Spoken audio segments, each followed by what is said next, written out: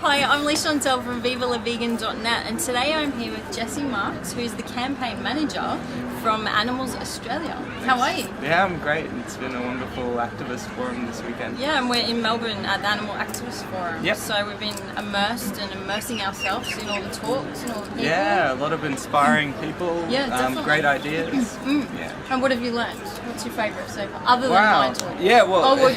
we didn't get... No, you didn't get was to a bit see of a mine. I clash didn't there. see yours. I was really inspired by Nick Cooney today. Yeah, I thought he had a lot of really insightful things to say. You know, it's nice to have someone looking at advocacy from the angle of, taking psychology and seeing how we can apply what they found in psychology to what we do.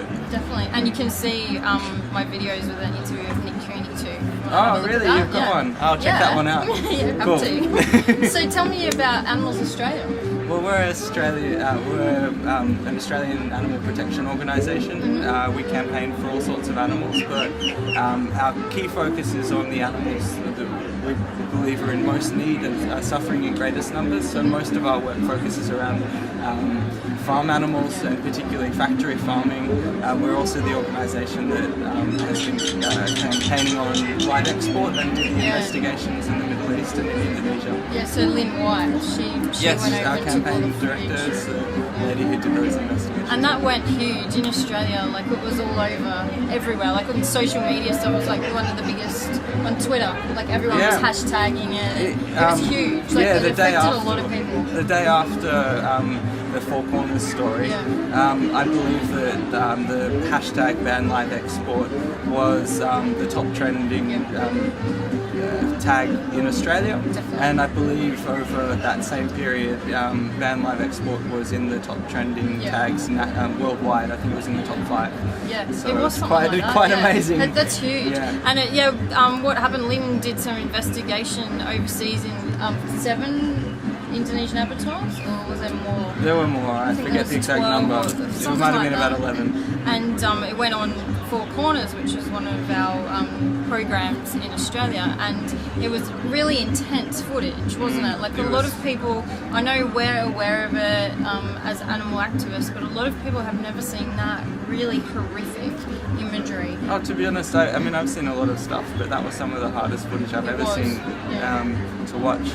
I think the worst of it was seeing a steer have his leg broken and then being tortured for 30 minutes, or 20 minutes. And also, I think one of the shots that really affected a lot of people was a steer that we named Tommy, who watched his companions, from the trip, being carved up in front of him, and you could see him trembling in fear. He was shaking. And I've heard a lot of people come back to say that really touched them, and they could see from that animals feel the same experiences we do, and they could really empathise with him. Definitely, and that's the trick, isn't it? We have to somehow get the people to empathise with the animals more. And so, since then, have you got a lot of responses from people? A lot more online, isn't it? Well, look, this year's been beyond anything we could have expected. Well, as an example of how much that affected not just the work that we do, but the public in general, I believe that we had reports the week after, or a couple of weeks afterwards, that meat consumption in Australia had dropped by 20% as a result of people watching that particular. Well, I don't know that anything has ever had that sort of impact. No, I can't think of it either. In that way before. And I usually work remotely, but I was in the office the day after Four Corners broke, and most of us could not get off the phones to do any other work because there were just so many people calling in. The Minister for Agriculture, Joe Ludwig, his department's phone lines were brought down because of people calling them. Wow. We had about one email being sent to the Prime Minister every second on our website. Wow, in fact, our website was brought down because we couldn't deal with the traffic. Yeah, that's huge. So from that, where do you go? What's the plans with Animals Australia? Like when people come to you, they've been affected by this. What do you do from that? Well, look, as far as the live export campaign goes, we've been focusing on political lobbying and using our supporters' passion on this issue now to keep pressure on politicians to not let them, what every politician would like is for this issue to go away so they didn't have to worry about it. And really what we need to do is make sure that doesn't happen, and they realise that things won't, that it won't go away unless they do something about it. Through our work, we also, the people who've come to us on that campaign, through our other work on things like factory farming, we hope that we can raise their awareness about issues where they can have a personal impact on a positive impact for animals as well. And one of the great things about Animals Australia is your online focus, and in particular I love Unleashed, which is like the youth sort of arm of Animals Australia. Yeah. And there's it's a really positive sort of forum and a positive sort of avenue for kids in particular to get involved, to get educated, and to feel as though they're empowered to create change. Sure. Was that the plan or the? Yeah, well look, we recognise that there are similar projects in other countries targeting youth. In Australia, there wasn't anything that we saw where there was a hub where youth could go to be inspired to make cruelty-free choices. And young people are at a stage in their life where they're starting to question the values that their parents have given them. They're starting to form their own views on the world. They're looking beyond what they've grown up with and wanting to know more. And I think it's a really important age for us to be reaching out to and making aware of these issues, because they do care and they want to be able to make a difference. It's just a matter of giving them the tools to be able to. And showing them how and what to do. Yeah. And yourself, you're a vegan? When did you become vegan? That's a good question. I think maybe about 8 years ago. Oh, yeah. And why? Yeah.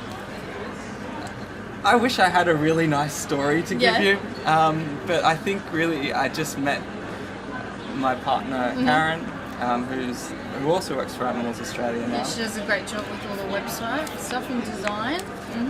And at that point she was vegan, and we got into a conversation, and she was telling me about this book she'd been reading, Animal Liberation, and I thought, oh wow, that all sounds very interesting.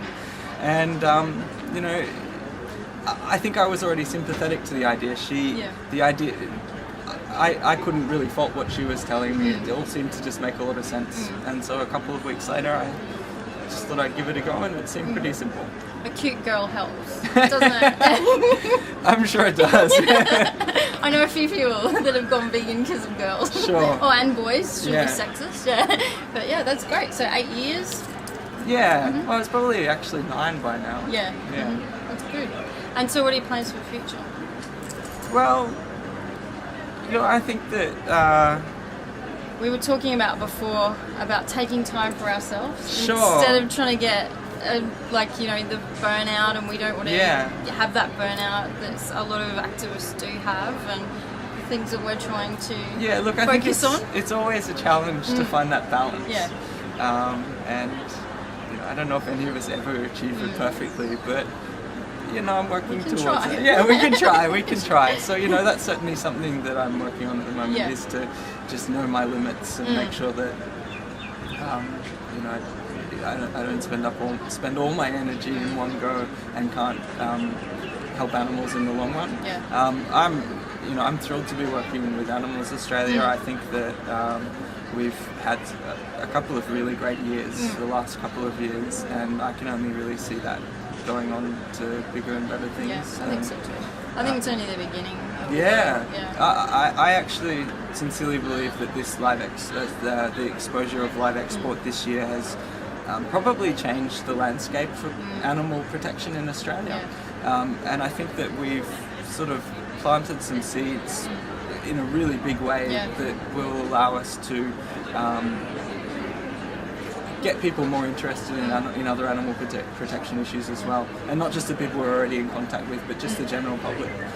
I have so many friends telling me that their family was talking to them about live export, or people they never thought would care about animals were talking about it. And I know, like, from a social media perspective on Twitter, there was so, I've gone vegan or vegetarian because of this. Like, so many people, and there's not, every now and then you get that. Yeah. But like the last three days after it, there was just so many people. I'm like, yes. It's exciting. Yeah, and it's amazing that it could happen on an issue that isn't about their own diet. It's not about the animals that they're eating. But I think it just shows that if you can expose animal cruelty of any sort and get people just thinking about the fact that animals have feelings and get them relating to animals, then it will make them more conscious of what they're doing in their own lives as well. Yeah, exactly. So for people to find out more about Animals Australia, where can they go? Look, the best place to go would be animalsaustralia.org. If they wanted to find out about our youth outreach program, Unleashed, it would be unleashed.org.au. Cool. Well, check those websites out. I thank you, Jesse. Thanks for having me. No problem. And see vivalavegan.net for more interviews with inspiring vegans.